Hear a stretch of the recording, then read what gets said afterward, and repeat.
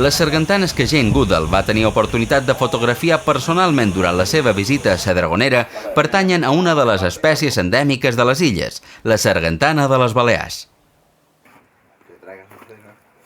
Aquest animal es caracteritza perquè existeix una subespècie diferent gairebé a cada illot de Mallorca, Cabrera i Menorca.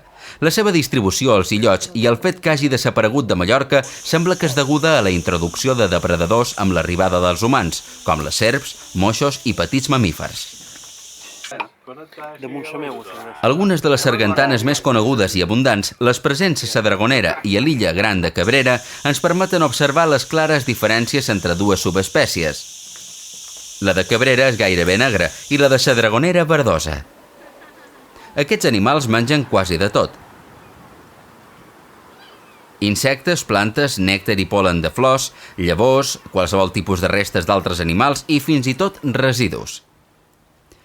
La sargantana balear compta amb un alt grau de protecció a la legislació local i estatal. És considerada una espècie d'interès especial i està inclosa a la Directiva Europea d'Hàbitats.